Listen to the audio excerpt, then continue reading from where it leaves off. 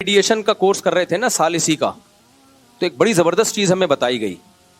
Mediator ہوتا ہے نا جو دو پارٹیوں میں سلو کرواتا ہے, تو ایک اس کورس میں بڑی زبردست ایک چیز ہمیں بتائی گئی. علماء کا کو بہت دفعہ موقع ملتا ہے نا دو پارٹیوں میں صلح کرانے کا, اس میں جو سب سے پوائنٹ کی چیز ہم نے سمجھی ہے, انہوں نے کہا کبھی بھی کسی فریق کی طرفداری نہ کرنا, یعنی یہ شو بھی نہ کرنا کہ ہم اس کی طرف ہیں, اگرچہ آپ کو یقین ہو جائے کہ یہ درست ہے, یہ حق پر ہے, کیونکہ آپ جج نہیں ہیں, آپ کو ایز اے جج نہیں بلایا گیا کہ فیصلہ کریں کون صحیح ہے کون غلط, آپ کو صلح کے لیے بلایا گیا ہے. تو پہلے اپنی پوزیشن واضح کرنی ہے کہ دو پارٹیاں ہمارے پاس آئی ہیں, مثال میاں بیوی آگے جھگڑا کر کے, یا چاچا اور بھتیجوں کی وراثت کا جھگڑا ہے, تو پہلے آپ نے ان سے فیصلہ کروانا ہے.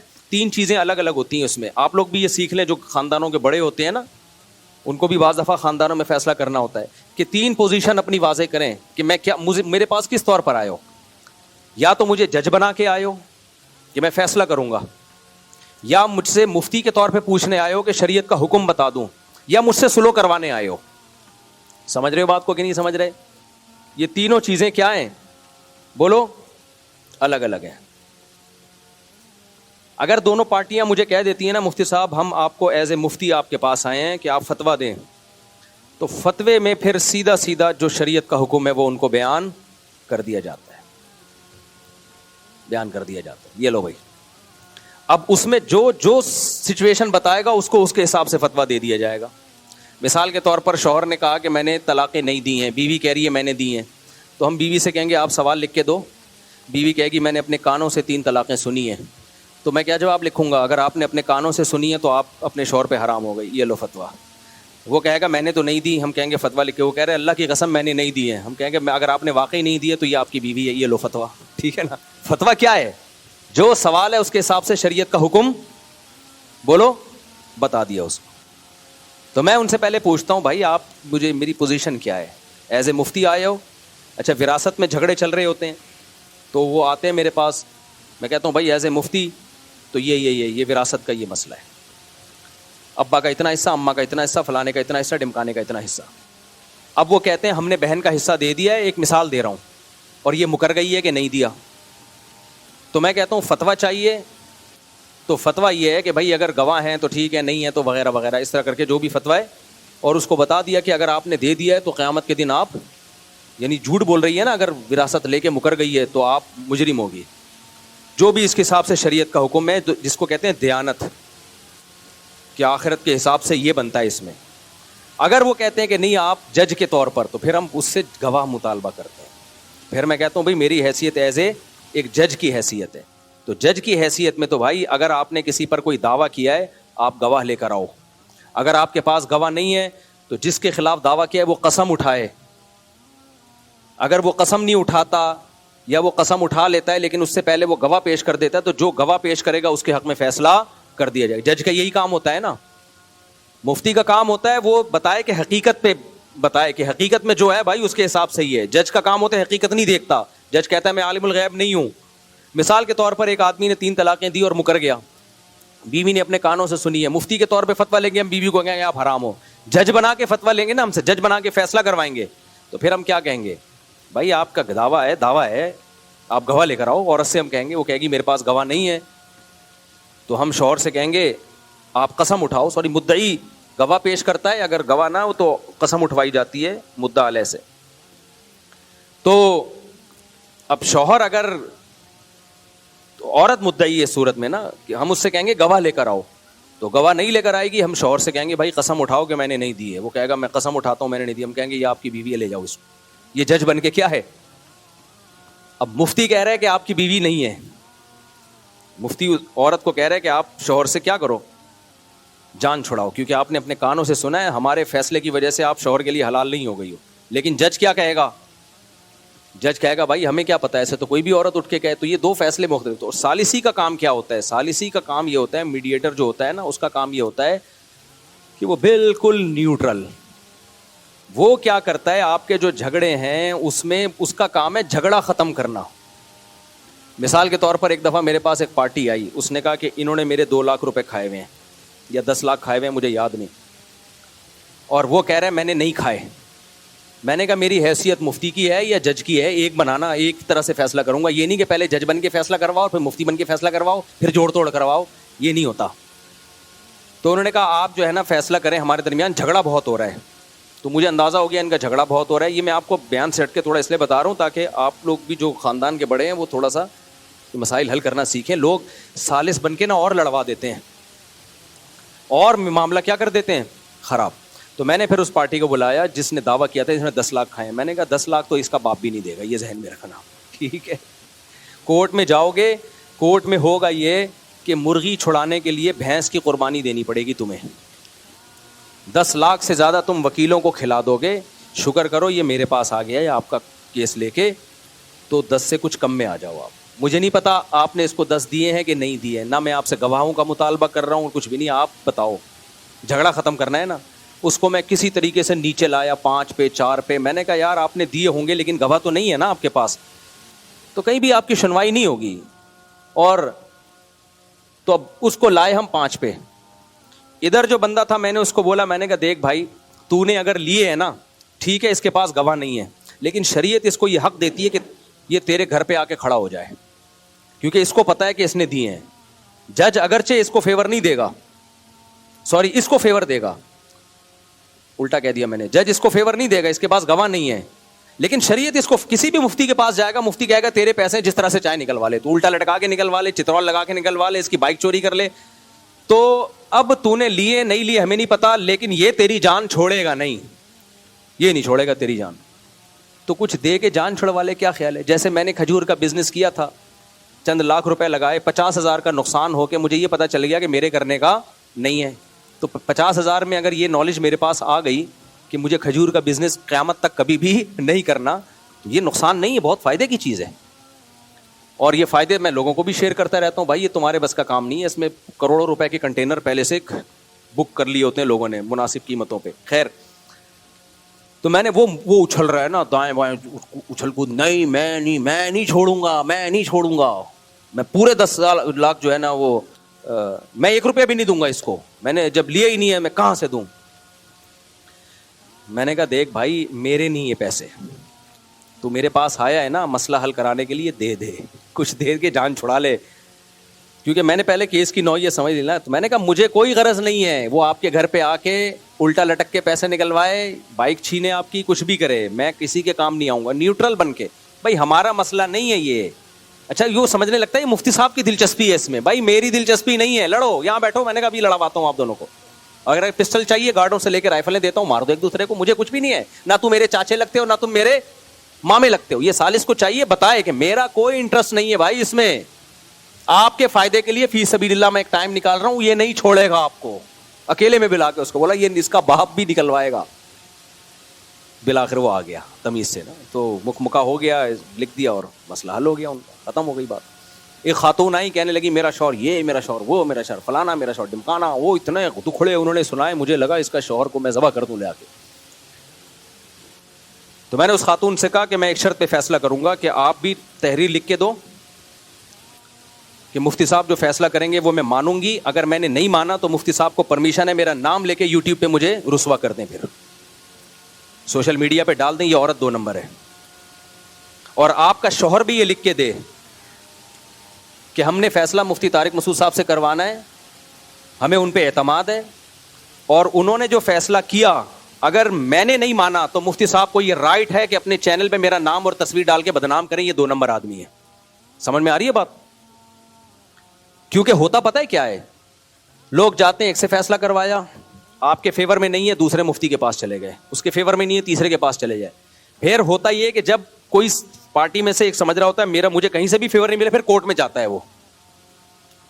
تو جب میں نے یہ کہا نا, میرا دماغ کھایا ہوا تھا نا, بار بار خاتون بھی اور وہ بندہ بھی بار بار میں نے کہا یہ لکھ کے دو, یک طرفہ بات سن کے میں کبھی فیصلہ نہیں کروں گا, میرا کوئی جھگڑا نہیں ہے آپ دونوں سے, لکھ کے دو. بچوں کا پھڈا چل رہا تھا مینٹیننس وغیرہ کا, تو وہ خاتون نے لکھ کے دے دیا. جب میں نے رابطہ کیا مرد سے تو پتا چلا خاتون نے کیس بھی کیا ہوا ہے کورٹ میں. اس مرد نے کہا پھر ٹھیک ہے میں لکھ کے دوں گا لیکن کورٹ سے کیس ختم کریں.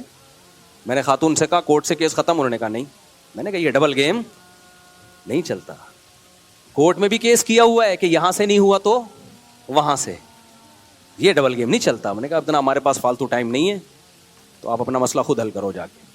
تو ثالثی میں اپنا ٹائم کبھی ویسٹ نہ کیا کریں. جب تک ہماری مسجد کے ایک پرانا پھڈا چلا تھا تو ہم کسی مفتی باہر سے کسی, میں خود اس لیے نہیں تھا کہ میرے پہ چھاپ نہ لگ جائے کہ فلاں پارٹی کو فیور کر رہے ہیں, تو میں نے کہا گھر کا مسئلہ ہے تو باہر سے حل ہوگا. مفتی کو لے کر آئے ہم, تو ان مفتی صاحب نے لکھوایا دونوں پارٹیوں سے, وہ لکھ کے نہیں دے رہے تھے, انہوں نے کہا جاؤ ہم نہیں حل کرتے آپ کا مسئلہ, ٹھیک ہے نا. تو خیر یہ کہاں سے کام بات چلی گئی, بہت زیادہ میں دائیں بائیں چلا گیا آج. لیکن میرے سے جب فیصلہ کروانے آؤ تو یہ سوچ کے ذہن میں رکھا کرو کہ فیصلے میں لکھ کے دیا جائے گا, اور میرے پاس سوشل میڈیا کی طاقت بھی ہے.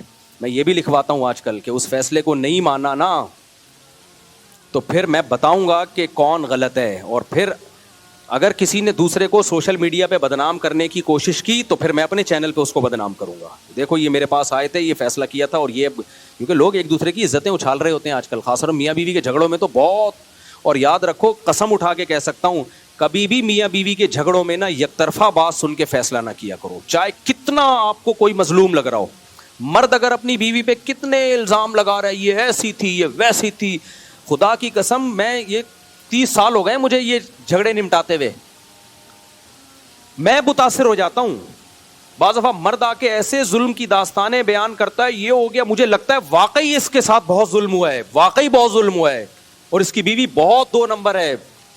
یعنی آدمی تیش میں آ جاتا ہے, لیکن جب دوسری پارٹی کا بیان سنتا ہے تو کہتا ہے نہیں بھائی معاملہ بالکل الٹ ہے. اسی طرح بعض دفعہ عورت کے آنسو دیکھ کے, چیخنا دیکھ کے, اس کی باتیں, اس نے 20 سال سے خرچہ نہیں دیا, اس نے یہ نہیں کیا, اس نے وہ نہیں کیا, اس کے لڑکیوں سے تعلقات, یہ فوج فلمیں دیکھتا ہے, یہ فلانی سے تعلق, اور دیکھیں میں ثبوت پیش کرتی ہوں, یہ چیٹ دیکھو, یہ چیٹ دیکھو, یہ فلانا. آدمی کہتا ہے اس سے زیادہ 2 نمبر آدمی میں نے دنیا میں کہیں نہیں دیکھا. 20 دفعہ کہ میں متاثر ہوا ہوں, لیکن جب مرد کو بلایا تو کہانی بالکل الٹی نکلی. اس لیے بھائی یہ یک طرفہ بات سن کے یہ فیصلہ کر لو, کہیں بھی کبھی کوئی رائے قائم نہیں کرنی ہے. کبھی بھی کوئی جس پہ الزام لگ رہا ہے جب تک اس کو بلا کے کلیئر نہیں کرتے کبھی بھی نہیں. ایک دفعہ یہیں پر کیس آیا, خاتون نے کہا کہ میرا میاں صاحب نے اتنا ترس آیا, میں نے جامعہ سے بھی 2-3 مفتیوں کو بلایا, یار اس خاتون کا مسئلہ حل کرو. انہوں نے, وہ سینئر مفتی تھے, انہوں نے بولا بھائی اس کے شوہر کو بلائے بغیر نہیں ہوگا مسئلہ حل. یار جب شوہر آیا ہے نا تو پہلے تو اپنی بچیوں کو دیکھ کے پھوٹ پھوٹ کے رونے لگا. 5 سال بعد اس نے اپنی بیٹیوں کو دیکھا ہے. عورت نے 5 سال سے اپنی بیٹیوں کو شوہر سے نہیں, اس کے باپ سے نہیں ملایا, 5 سال ملنے نہیں دیا, اور الٹا بچوں کا ذہن خراب کیا ہوا تھا کہ تمہارا باپ تم سے ملتا نہیں ہے. یعنی ظلم الٹا یہ کر رہی ہو کہ بچوں کو ملنے نہیں دے رہی, اور جب ملا ہے تو کہہ رہی ہو دیکھو 5 سال بعد آیا ہے, حالانکہ وہ ملنے اس نے ہی نہیں دیا. تو ایسی الٹی کہانیاں مرد بھی کر رہے ہوتے ہیں, میں ایک طرف کی بات نہیں کر رہا. تو جب سچویشن میں جاتا ہے آدمی ڈیپ میں کچھ اور ہی نکل رہا ہوتا ہے. تو اس لیے قرآن نے بار بار اعتدال اعتدال اعتدال بیلنس, یہ بہت زیادہ حکم دیا. خیر ہم ٹاپک کی طرف آتے ہیں. تو عقل کا ایک استعمال کیا ہے, عقل بالکل ہی استعمال نہ کی جائے جیسے ایتھیسٹ لوگ کرتے ہیں. یہ کیا کرتے ہیں, پوری کہانیاں سنا دیں گے آپ کو کہ یہ کائنات کی ابتدا کیسے ہوئی, اور یہ پہلے سیل کیسے بنا, پھر ایوالو ہوتے ہوتے یہ سب کچھ بن گیا.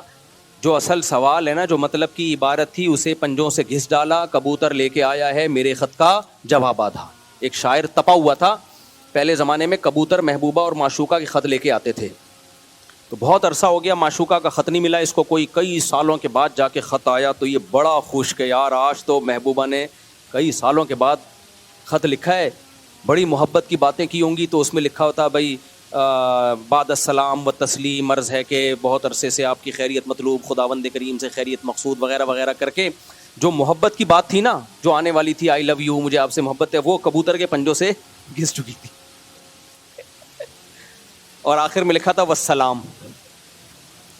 تو اس کو غصہ آیا, جو مطلب کی عبارت تھی اسے پنجوں سے گھس ڈالا, کبوتر لے کے آیا ہے میرے خط کا جواب آدھا. تو یہ تپا ہوا شاعر تھا. ایک دن اس کے اپنی محبوبہ پہ نظر پڑ گئی. اچھا جب نظر پڑتی تو آدھا نقاب نظر آتا ہے اس کو. تو اس کو یہ تب چڑھ رہی تھی, یا تو جلوہ ہی نہ کراتی اپنا, نہ دیکھتے ہی نہیں ہم حسن ہے یا نہیں ہے, تو ہم عاشق ہی نہ ہوتے, اور اگر جلوہ کرانا ہے تو تمیز سے پورا جلوہ کراؤ بھائی.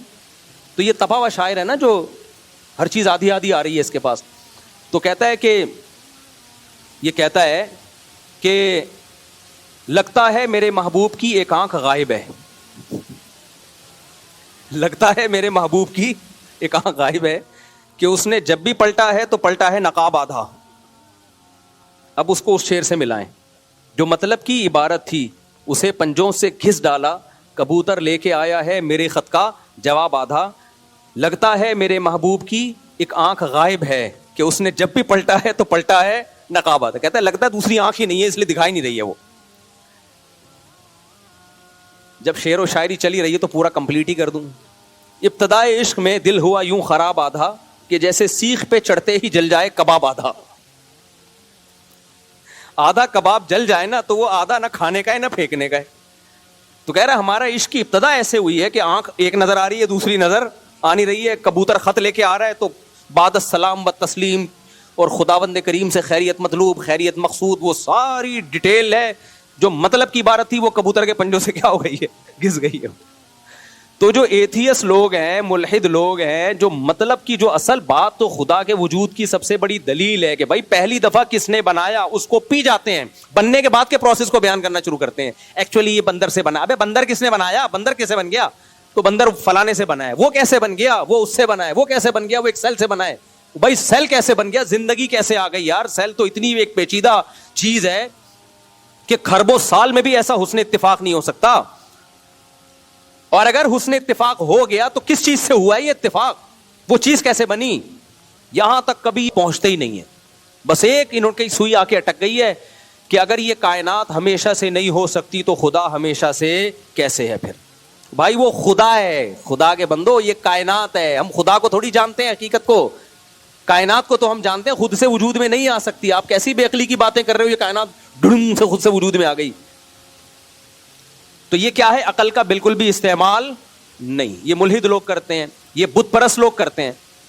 تو جو بت ہیں تم اپنے ہاتھوں سے اس کو تراش رہے ہو. الہم ارجل یمشون بہا، ان کے پاؤں ہیں جس سے یہ چلتے ہیں. ام لہم ایدی یبطشون بہا، یہ اپنے ہاتھوں سے پکڑ نہیں سکتے. مکھی ان سے کوئی مٹھائی چھین کے بھاگ جائے اسے چھڑا نہیں سکتے، مکھی بنا نہیں سکتے. اور قل ادعوہم قل ادعوا شرکاءکم، ان کو پکارو تم، یہ تمہاری پکار کو سنیں گے نہیں، جواب دینا تو دور کی بات. سواء علیکم ادعوتموہم ام انتم صامتون، تم ان کو پکارو یا چپ بیٹھے رہو، ان کی صحت پہ کوئی فرق نہیں پڑے گا. کتنی لاجک کی بات ہے.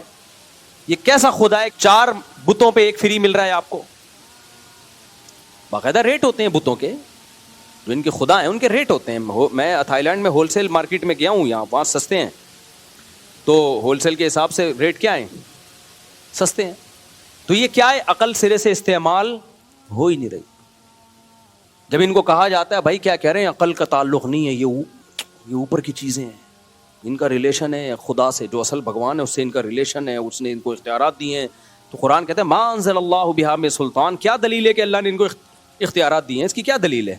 کوئی واضح دلیل تو لے کر آؤ. کوئی آسمانی کتاب میں لکھا ہوا ہے؟ کہاں ہے؟ اللہ کیوں دے گا ان کو اختیارات؟ اللہ قرآن میں کہتا ہے تم اپنے غلام کو اپنی پراپرٹی میں شریک نہیں کرتے، میں ان پتھروں کو اپنی کائنات میں شریک کر لوں. کیا تم اپنے غلام کو پروٹوکول نہیں دیتے اتنا کہ اپنے خادم کو اپنی پراپرٹیاں دینا شروع کر دو، اور میں ان کو اپنے ساتھ خدائی میں شریک کر لوں؟ تو یہ ہے عقل سرے سے استعمال نہ کرنا. قوت ہے نا اللہ نے انسان کو. اور ایک ہے عقل کا غیر ضروری استعمال. غیر ضروری جہاں نہیں استعمال کرنی وہاں بھی. ایک ہے صلاحیت دی ہے، فائدہ نہیں اٹھا رہے. جیسے بھوک ایک اللہ کی نعمت ہے، فائدہ ہی نہیں اٹھا رہے، کھا ہی نہیں رہے، مر جاؤ گے آپ. ایک ہے بھوک کا ناجائز فائدہ. آپ کو بھوک بہت لگ رہی ہے تو آپ یہ سمجھے کہ میرا پیٹ نہیں ہے، یہ لالو کھیت ہے. یہ صحیح ہے نا بھائی؟ بھوک بھی محدود ہے، پیٹ بھی کیا ہے؟ محدود ہے. آپ نے 3 ٹائم سے کھانا نہیں کھایا تو اب یہ نہیں ہو سکتا کہ 3 ٹائم کا کھانا ایک ہی ٹائم پہ کھا کے پیٹ بھر لو. میں بچپن میں سوچا کرتا تھا جو 1 ہفتہ بھوکا رہتا ہے وہ تو پھر 7-21 ٹائم کا کھانا کھاتا ہوگا. تو میرے بھائی نے بتایا، انہوں نے بولا پیٹ اتنا ہی رہتا ہے، وہ اتنا بڑا نہیں ہو جاتا، تو جتنی گنجائش ہے اتنا ہی کھائے گا، تو اس سے زیادہ نہیں کھا سکتا. تو آپ کھائے چلے جا رہے ہو. تو ایک ہے عقل کا استعمال ہی نہ کرنا، ایک ہے عقل کا استعمال کرنا ایسی جگہ پر جہاں عقل خود کہتی ہے کہ یہاں استعمال نہیں کرنا. اس کی مثال ہے، ہم ڈاکٹر کے پاس جاتے ہیں، سر میں درد ہو رہا ہے، ڈاکٹر نے دے دی ہم کو پیناڈول. ڈاکٹر کے عقل یہ کہتی ہے کہ درد سر کا علاج جو ہے حکیم یا ڈاکٹر کے پاس ہے. عقل یہی کہتی ہے نا، یہاں تک عقل کا استعمال ٹھیک ہے. آپ کے سر میں درد ہوا، آپ جا رہے ہو میکینک کے پاس کہ آپ نے چونکہ میری گاڑی بہت زبردست ٹھیک کی تھی، میری کھوپڑی بھی آپ ہی ٹھیک کریں گے.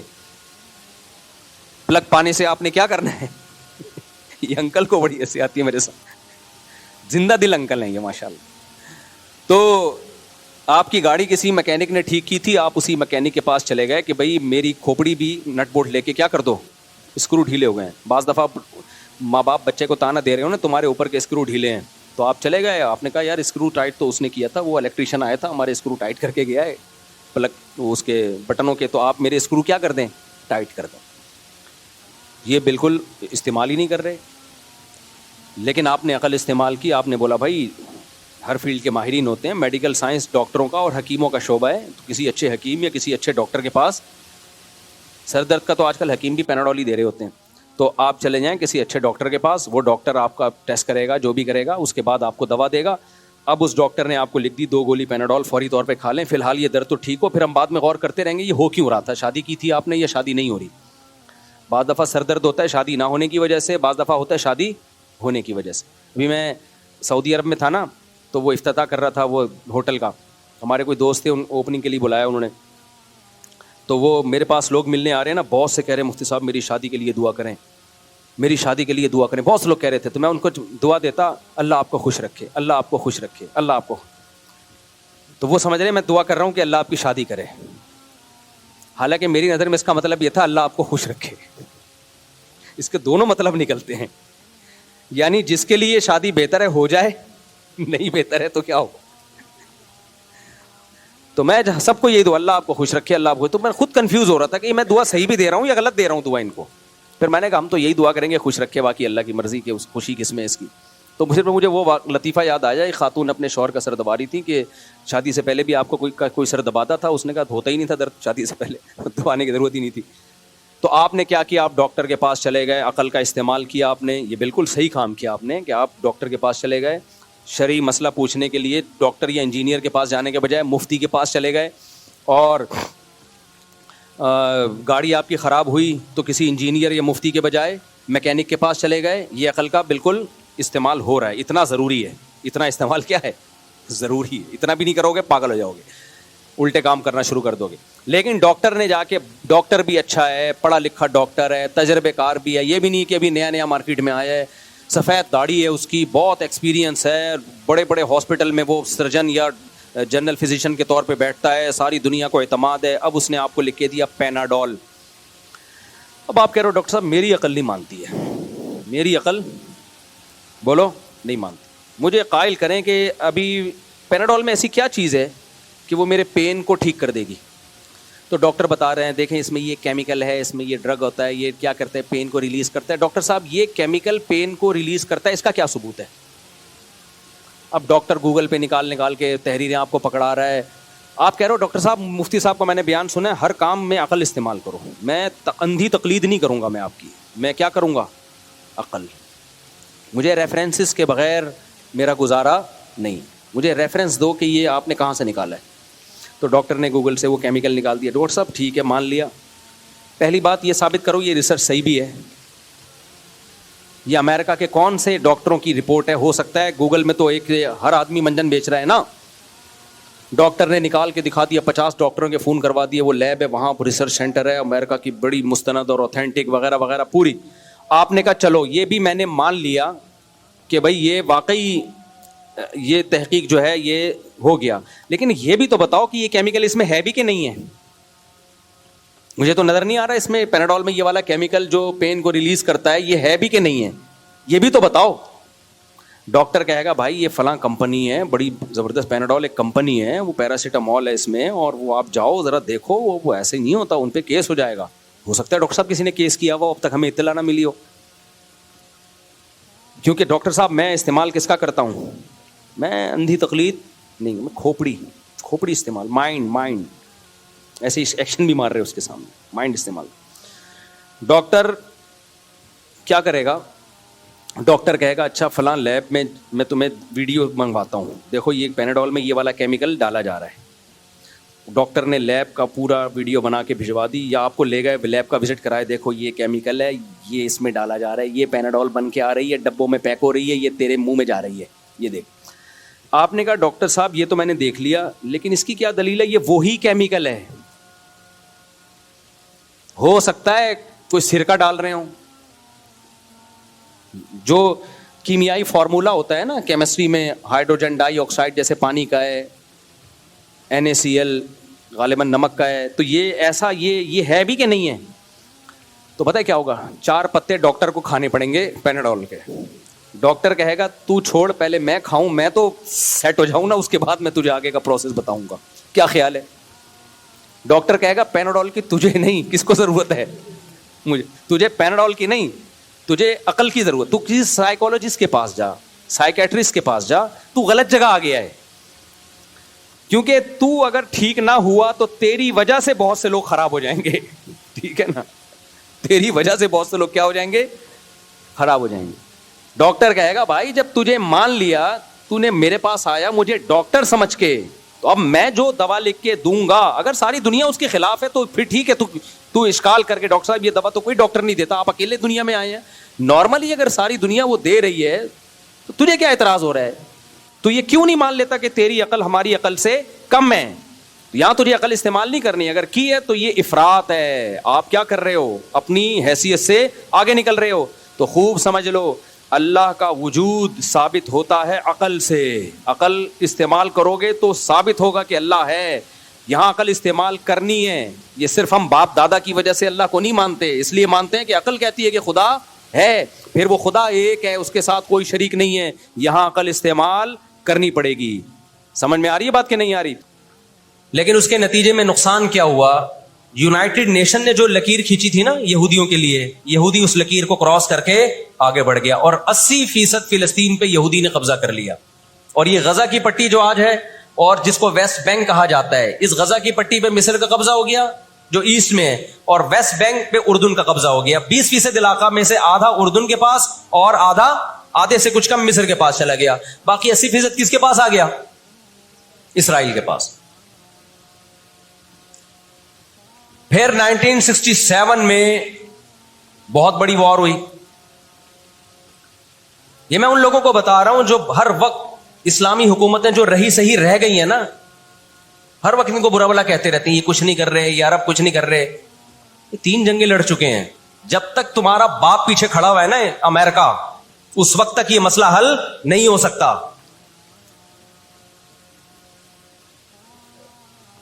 پیچھے وہ کھڑا ہوا ہے.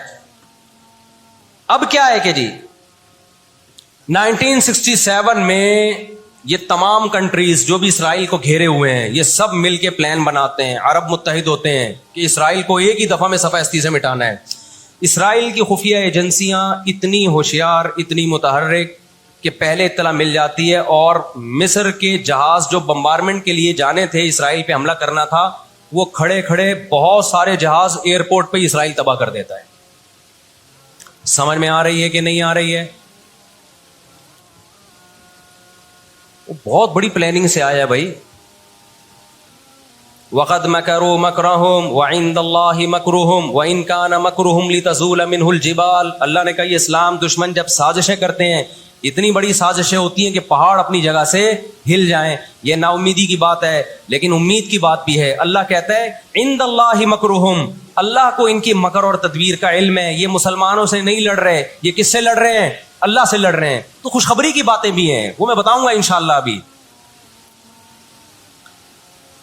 تو عرب کو شکست ہوتی ہے, اور نقصان کیا ہوتا ہے کہ الٹا عربوں کے علاقے اپنے ہاتھ سے نکل جاتے ہیں. مصر کا بہت بڑا علاقہ چلا گیا, غزہ بھی خالی ہو گیا, ویسٹ بینک بھی خالی ہو گیا, اور یہ سارے علاقے کس کے قبضے میں چلے گئے؟ یہود کے. شام کے علاقوں پہ بھی یہود کا قبضہ, مصر کے علاقوں پہ بھی. 1973 میں پھر عرب ممالک مل کے لڑتے ہیں اسرائیل کے خلاف, تاکہ اپنے علاقوں کو خالی کرائیں ہم. اس میں بھی کیونکہ امریکہ بھرپور سپورٹ کر رہا تھا اسرائیل کو, دبا کے اسلحہ دے رہا تھا.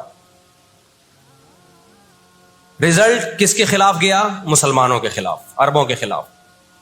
اور ان کو اندازہ ہو گیا کہ اس جنگ میں ہم اپنے علاقے خالی نہیں کروا سکتے. سعودی عرب میں اس دور میں غیرت مند بادشاہ تھے شاہ فیصل شہید رحمۃ اللہ علیہ, اللہ ان کی مغفرت کرے, ان کے درجات بلند کرے, بڑے مجاہد تھے. انہوں نے عرب ممالک کا اجلاس بلایا اور تیل کی سپلائی بند کر دی. سمجھتے ہیں بات کو کہ نہیں سمجھتے؟ جب تیل کی سپلائی بند ہوئی, اللہ تعالیٰ نے وسائل تو آج بھی مسلمانوں کو دیے ہیں, تیل کی سپلائی بند کی ہے تو اسرائیل گھٹنے ٹیکنے پر مجبور ہو گیا. پھر امریکہ بہادر بیچ میں آئے ایک بڑے بزرگ کا کردار ادا کرتے ہوئے کہ دیکھو لڑائی بڑائی معاف کرو, اللہ کا گھر صاف کرو, بیٹھ کے مذاکرات کی میز پہ آ جاؤ. تو یہاں بھی مذاکرات کی میز کے پیچھے تیل کا ڈنڈا تھا, سمجھ رہے ہو, عربوں کے پاس جو تیل کی اللہ نے ان کو ایک طاقت دی ہے نا, وہ استعمال کی انہوں نے. لیکن لڑائی معاف کرنے میں بھی بہت سارے گیم کھیل گیا. وہ طے یہ ہوا کہ جی جو عربوں کے علاقوں پر اسرائیل نے قبضہ کیا ہے, مصر اور شام پہ, وہ اسرائیل واپس کرے گا. ٹھیک ہے, ہم آپ کے علاقے واپس کر رہے ہیں, لیکن مصر کو اسرائیل کو تسلیم کرنا پڑے گا. یہ بہت بڑی مسٹیک ہوئی. کس سے؟ بولو, مصر سے. وہ اس پہ آمادہ ہو گئے, چلو ہمارے علاقے تو ہمیں واپس مل رہے ہیں. غزہ سے بھی مصر نے فوجیں ہٹا لیں, غزہ کا علاقہ بھی اسرائیل کے حوالے کر دیا. مصر کو یہ لگا کہ مرتا کیا نہ کرتا.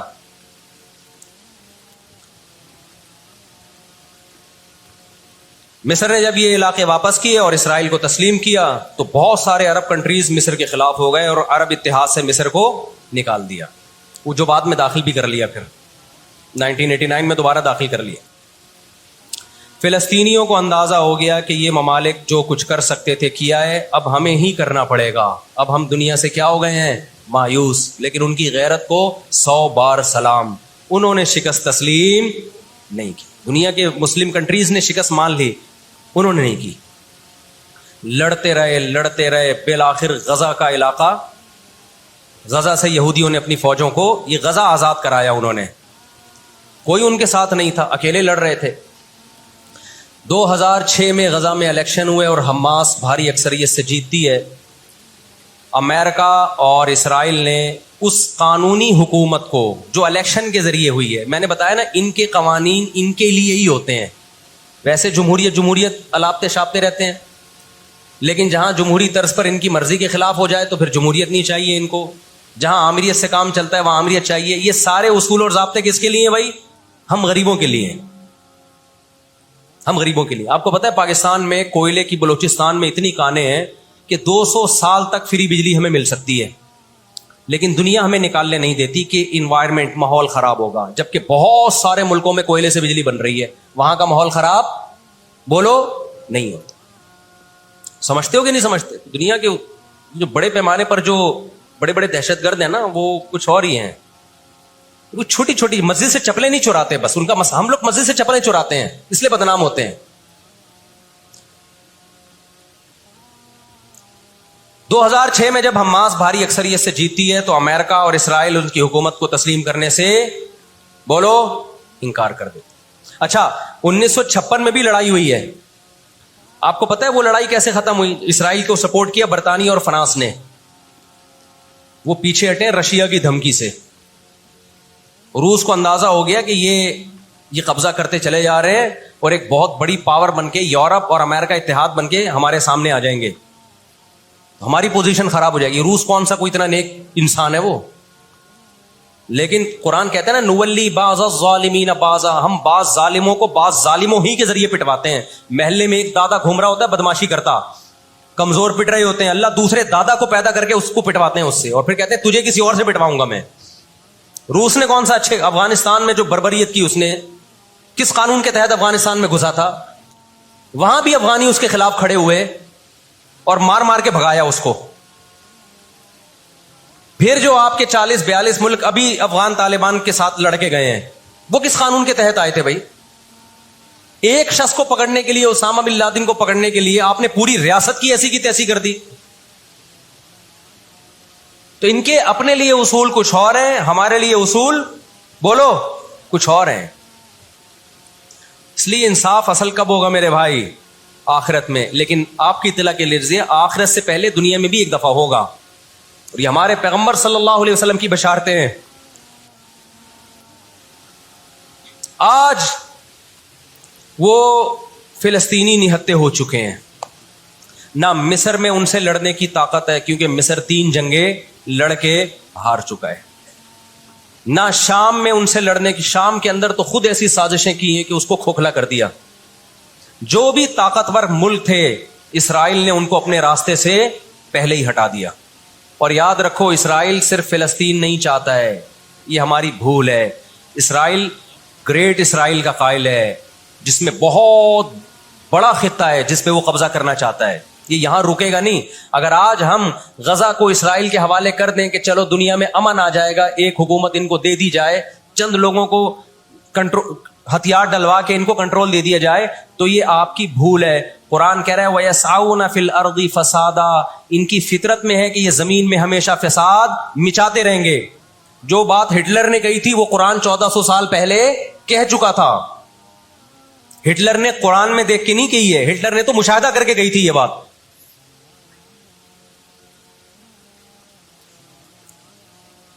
نہ مصر میں لڑنے کی طاقت, 3 جنگیں ہار چکا ہے.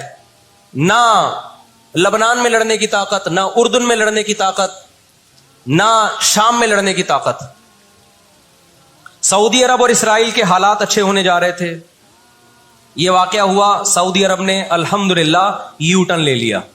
ایک اچھا اقدام ہے سعودی عرب کا, ورنہ تو یہ مسئلہ دب گیا تھا. سعودی عرب پیچھے ہٹ گیا, اردن پیچھے ہٹ گیا, بہت سارے اسلامی ملک جو جا رہے تھے کم از کم اس واقعے کے نتیجے میں پیچھے ہٹے ہیں, وہ ایک اسٹیپ پیچھے کی طرف آئے ہیں. اور اب اتنی جلدی یہ آگے جا نہیں سکتے, ان کی اپنی عوام نہیں چھوڑے گی ان کو. اگر یہ آگے کی طرف گئے, یہودیوں سے انہوں نے دوستی لگانے کی, اسرائیل سے دوستی لگانے کی کوشش کی. میں بار بار کہتا ہوں جب میں یہودی کا لفظ استعمال کرتا ہوں تو اس سے صہیونی اور اسرائیلی مراد ہوتے ہیں جو اسرائیل کو سپورٹ کر رہے ہیں. سارے یہودی اس میں داخل نہیں ہیں. آج بھی بہت سارے یہودی وہاں فلسطینیوں کو سپورٹ کر رہے ہیں, دنیا میں مظاہرے ہو رہے ہیں فلسطینیوں کے حق میں. ہمیں اس بارے میں کیا ہدایات ملتی ہیں قرآن و سنت میں؟ وقت بتائیے, یہ گھڑی آگے تھوڑی سی, وقت کافی زیادہ ہو گیا. میں انشاءاللہ ہمیں اس بارے میں قرآن و سنت میں کیا ہدایات ملتی ہیں اس پر میں انشاءاللہ جمعے کی نماز کے بعد کچھ دیر بات کروں گا. وقت چونکہ بہت ہو گیا, جمعے کی نماز پھر لیٹ ہو جاتی ہے.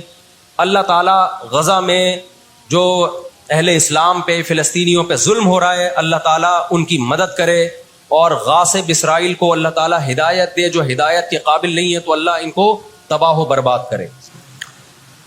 دیکھیے نبی صلی اللہ علیہ وسلم نے فرمایا, بخاری مسلم کی حدیث ہے, تقاتلون الیہود حتی یختبی احدکم وراء الحجر فیقول الحجر یا مسلم ھذا یہودی فاقتل ھذا یہودی ورائی فاقتلہ. نبی صلی اللہ علیہ وسلم نے فرمایا تمہاری یہود سے لڑائی ہوگی, جہاد ہوگا, یہاں تک کہ کوئی یہودی اگر پتھر کے پیچھے چھپے گا تو پتھر کہے گا کہ اے مسلمان یہ یہودی ہے, اس کو قتل کر دے, یہ میرے پیچھے چھپا ہوا ہے. ہر درخت بھی گواہی دے گا, ہر پتھر بھی گواہی دے گا, الا الغرقد, سوائے غرقد درخت کے. یہودیوں کا کوئی مقدس درخت ہے جو اسرائیل میں بہت زیادہ لگاتے بھی ہیں یہ لوگ. نبی صلی اللہ علیہ وسلم نے جب یہ بات ارشاد فرمائی تو اس وقت مسلمانوں کی یہودیوں سے ایسی کسی لڑائی کا تصور بھی نہیں تھا. ایک پیش گوئی تھی جو کسی کے خواب و خیال میں بھی نہیں تھا کہ صدیوں بعد جا کے ایسا ہو سکتا ہے. اس سے بھی پتہ چلتا ہے کہ ہمارے نبی صلی اللہ علیہ وسلم کی جو پیش گوئیاں ہیں وہ اگر وہ پوری نہیں ہوئی تو آپ ٹائم کا انتظار کریں, ایک وقت پوری ہو جائیں گی. 1300 سال تک مسلمانوں کو اس حدیث کا مطلب سمجھ میں نہیں آیا. عملی دنیا میں ایمان تو تھا سب کا کہ اللہ کے نبی نے جو فرمایا برحق ہے, کیونکہ یہودیوں سے میں نے بتایا نا لڑائی ہوئی نہیں ہے. جب مدینہ سے اور جزیرہ عرب سے ان کو نکالا گیا, یہ دنیا کے مختلف ملکوں میں جا کے آباد ہو گئے ہیں.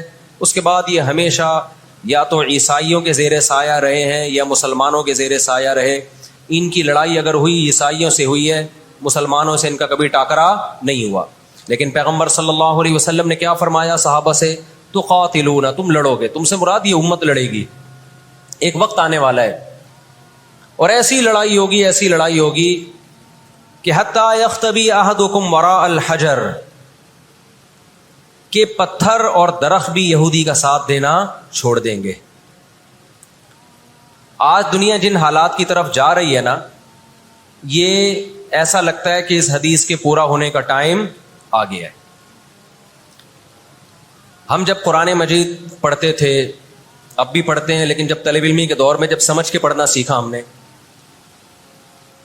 تو ہم جگہ جگہ قرآن میں دیکھتے تھے ضربت علیہم الذلہ, اللہ نے ان پر ذلت کو مسلط کر دیا ہے. میں بار بار کہوں یہودیوں سے ہماری مراد علی الاطلاق سارے یہودی نہیں ہیں, کیونکہ میرے بیان کو لوگ شارٹ کاٹ کے شارٹ کلپ بنا کے غلط چلاتے ہیں.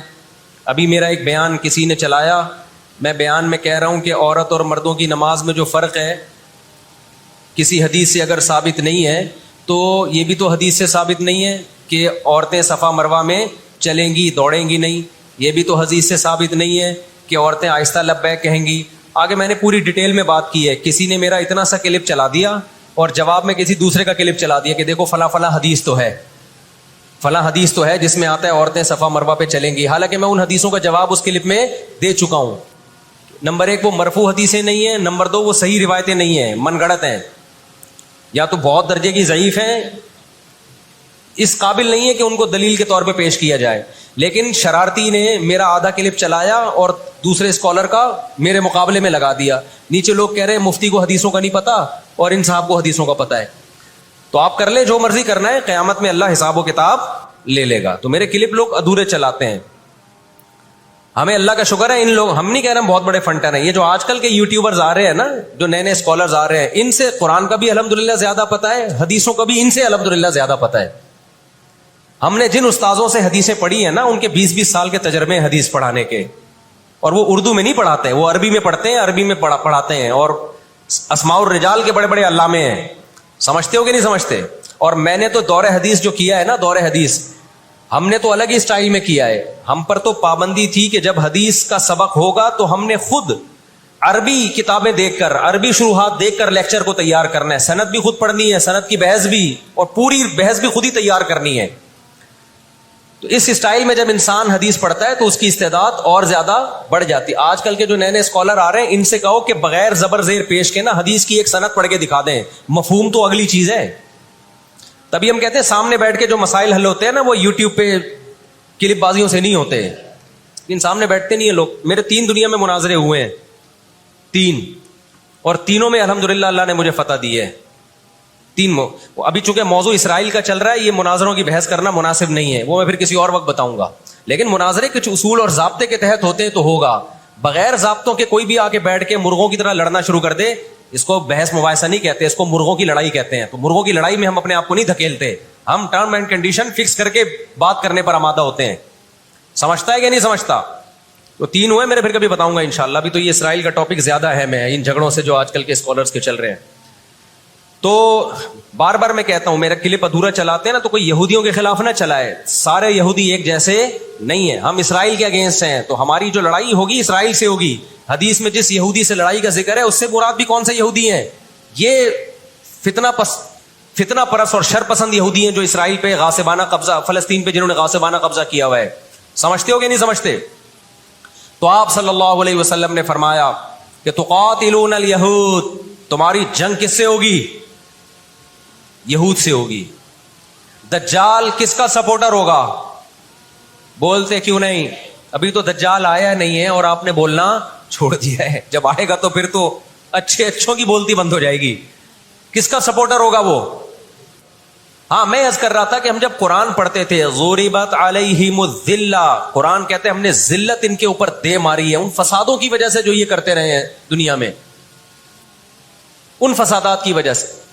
ہم جب پڑھتے تھے ہم کہتے تھے اے اللہ آج تو یہودی ذلیل نہیں ہے. اسرائیل کتنا پاورفل ہے کہ گچی کس کی پکڑی ہوئی ہے اس نے؟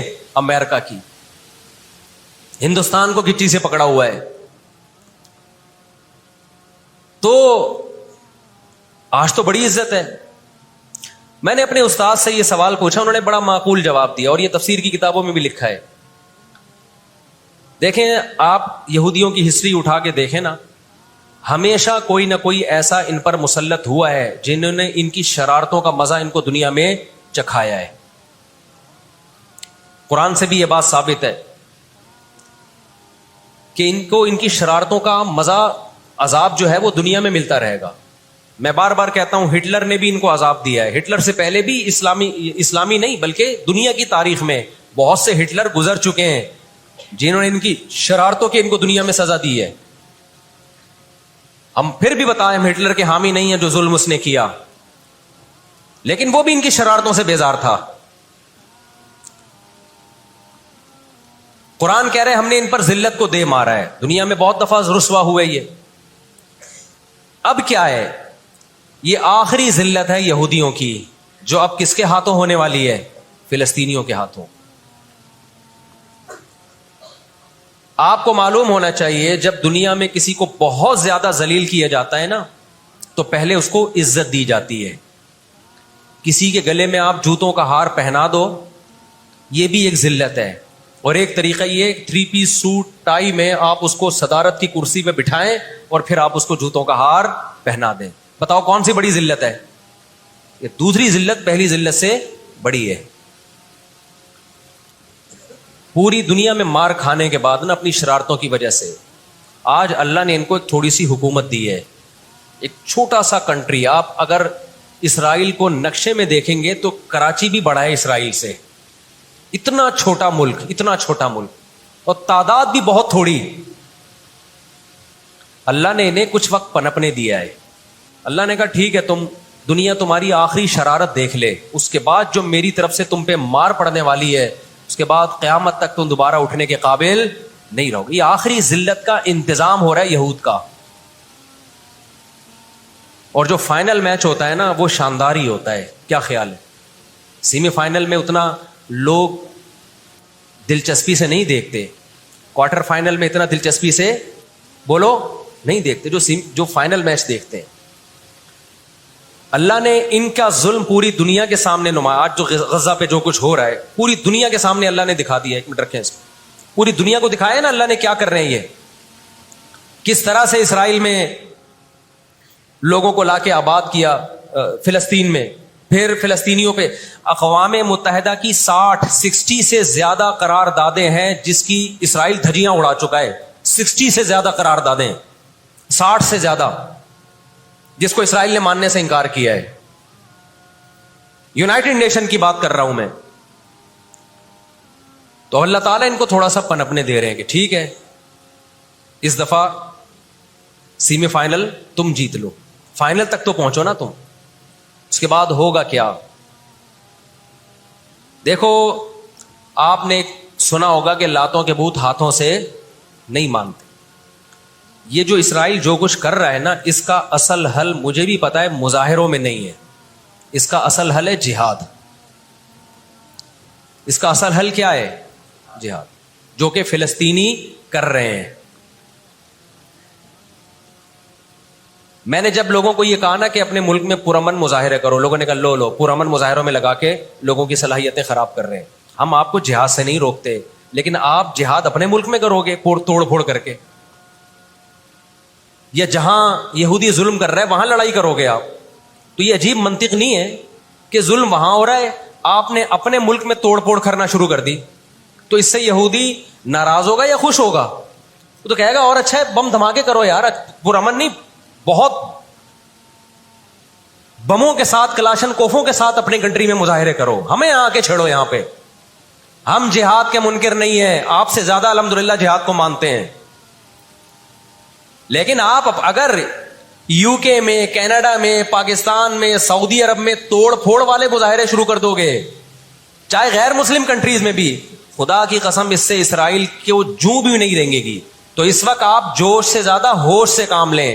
جوشیلی تقریریں کرنے والے بہت ہیں مارکیٹ میں, ابھی نعرے بھی یہاں لگ رہے ہیں, ہم یہ کر دیں گے, ہم وہ کر دیں گے. ان سے پوچھو کیسے کرو گے؟ شام کو گھر پہ جا کے گٹکا کھا کے سو جاتے ہیں وہ. جوشیلی تقریریں کرنے والے, میں مانتا ہوں جہاد ہی ہوگا, لیکن ہوگا کس سرزمین پہ؟ جہاں یہودی لڑ رہا ہے وہیں لڑا جائے گا. میدان جنگ متعین کیا جاتا ہے لڑائی کے لیے. یہ نہیں ہوتا کہ آپ میدان جنگ میں نہیں جا سکتے تو جو میدان جنگ نہیں ہے اس کو میدان جنگ بنا دو. ایسا دنیا میں کبھی بھی نہیں ہوتا. یہ تو وہ جون پور کے قاضی والا قصہ ہو جائے گا کہ وہ سولی پہ لٹکایا ایک شخص کو, اس کی گردن موٹی تھی, وہ پھندے میں آ نہیں رہی تھی. انہوں نے کہا اس کی گردن چونکہ پھندے میں آ نہیں رہی ہے تو اس کی چونکہ آ رہی ہے اس کو لٹکا دو آپ. وہ کہے گا میری آ رہی ہے لیکن میرا قصور کیا ہے؟ تو یہ عجیب قسم کا جہاد ہے. آپ اپنے ملکوں میں, یو کے, کینیڈا میں آپ نے اگر توڑ پھوڑ کرنا شروع کر دی, وہ چھوڑے گا تھوڑی کینیڈا آپ کو. یو کے, امریکہ میں آپ نے اگر توڑ پھوڑ شروع کر دی, وہ چھوڑے گا تھوڑی. آپ کی اوقات کتنی ہے؟ لڑائی کے لیے سب سے پہلے میدان جنگ کا تعین ضروری ہے, کہ لڑائی ان کی مرضی سے نہیں ہوگی. کہاں کہ وہ جہاں چاہ رہے ہیں, لڑائی ہماری مرضی سے ہوگی. ہم جہاں کہیں گے وہاں لڑائی ہوگی. میں سمجھا پا رہا ہوں اپنی بات؟ تو علاج, بہت سے لوگوں نے جہاد کا انکار کر دیا, یہ بھی غلو ہے. اور بہت سے لوگوں نے ہر جگہ کو میدان جنگ بنانے کے چکر میں ہیں. یہ ایک طرف کی انتہا ہے. آج دنیا نے ان کو نہتا چھوڑ دیا ہے فلسطینیوں کو, لیکن وہ ڈٹے ہوئے ہیں. آپ ان کی مدد کر سکتے ہو جہاد کے ذریعے, ضرور کرو, کس نے منع کیا ہے آپ کو؟ اور اگر آپ ان کے ساتھ مل کے جہاد نہیں کر سکتے, نہیں جا سکتے وہاں پہ, تو آپ پھر ان کو جو سپورٹ کر سکتے ہو, ہم راشن پانی پہنچا سکتے ہو تو وہ پہنچاؤ. میں نے پاکٹ ویلفیئر ٹرسٹ کا نام لیا نا, اس میں بھی لوگوں نے اعتراض کیا, لو بھائی ان کو راشن کی ضرورت تھوڑی ہے, ہمیں پتہ ہے راشن سے کام نہیں چلے گا, لیکن جو جہاد ہوگا تو وہاں جا کے ہوگا. یہاں بم پھاڑنا شروع کر دیے, اس سے اسرائیل کی صحت پہ کوئی فرق نہیں پڑے گا. اسرائیل پہلے ہی ان کی سازشوں سے لیبیا تباہ ہو چکا ہے, ایک مضبوط ریاست تھی. عراق کا بیڑا غرق کر دیا, اب وہ چاہتا ہے سعودی عرب کا بھی بیڑا غرق ہو, وہ چاہتا ہے پاکستان کا بھی بیڑا غرق ہو. تو ان بیڑا غرق ہونے سے جو آپ کی ٹوٹی پھوٹی رہی صحیح لنگڑی لولی حکومتیں, ان کی بھی ایسی کی تیسی ہو جائے گی. اور فلسطینی بھی نہیں چاہتے کہ دوسرے ملکوں میں لڑو, وہ کہتے ہیں لڑنا ہے تو ہمارے پاس آؤ. تو یہ اب جو دنیا جا رہی ہے نا جس طرف, ہو یہ رہا ہے. میں نے آپ کو قرآن کی آیت پیش کی تھی نا, وَكَذَلِكَ نُوَلِّي بَعْضَ الظَّالِمِينَ بَعْضًا, اللہ کہتے ہیں ہم بعض ظالموں کو بعضوں سے پٹواتے ہیں. تو پہلی جو ابھی تک تو ہم نے نا امیدی کی باتیں کی ہیں, مسلمان ممالک شکست کھا کے بیٹھ چکے ہیں, 3 بڑی جنگوں میں شکست ہو چکی ہے. اس کے بعد اب کسی مسلم کنٹری میں اسرائیل پر چڑھائی کی طاقت نہیں ہے. ان کو پتا ہے پیچھے امریکہ بیٹھا ہوا ہے, پورا یورپ.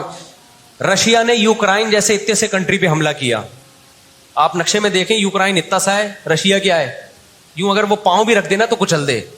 لیکن جیت گیا کیا وہ جنگ؟ بولتے کیوں نہیں؟ کیوں؟ یوکرائن اتنا سا ہے مگر اس کے پیچھے کون ہے؟ پورا یورپ ہے, پورا یورپ اس کے پیچھے. یہ جنگ طول پکڑتی جا رہی ہے. رشیا اب تک یوکرائن کو کنٹرول میں نہیں لے سکتا. اور مجھے تو ایسا لگتا ہے, میں کوئی یقینی رپورٹ نہیں ہے, شاید اس جنگ کے پیچھے بھی اسرائیل کی سازش ہو. ان کو پتا تھا کہ ایک ہمارا دشمن ہے سوویت یونین, روس.